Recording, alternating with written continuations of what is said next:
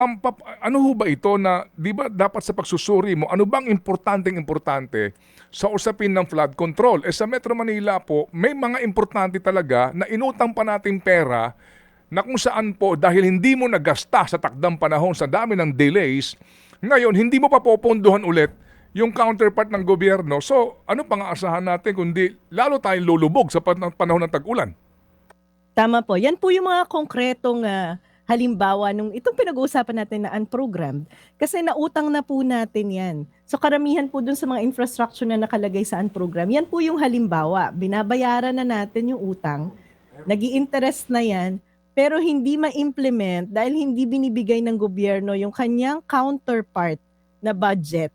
Dahil yun nga po, kailangan yung right of way, yung mga i-compensate dahil dun sa mga may-ari ng lupa na madi-displace kapag ginawa yung mga proyekto na yan. Kailangan po bayaran yan ng national government eh. Yung mga preparation, feasibility study, yan po ay counterpart ng national government. Ngayon, kung hindi po yan popondohan ng national government, kahit na utang na natin yan, ay hindi po yan mai-implement. Kaya nga po talagang mapapamura ka, mapapakamot ka ng ulo dahil may mga pag-aaral naman po na ito ang mga dapat na pina-prioritize. Pero hindi yon ang napaprioritize. Gusto ko nga po sabihin na itong presidente natin ay walang balls para para isaayos at bigyan ng direksyon yung mga priority at mga mahahalagang programa talaga.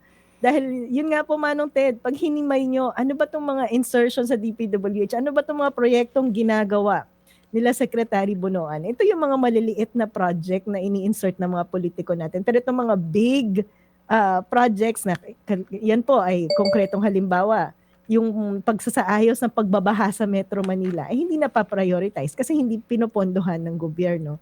Ganon din po yung pag tiningnan niyo yung mga big infra projects, ito yung mga malalaking tulay, kalsada na dapat magko-connect na sa mga isla-isla nating probinsya para mas mapadali yung pagdala ng kanilang mga produkto, mas mapamura yung pag-transport ng mga pagkain.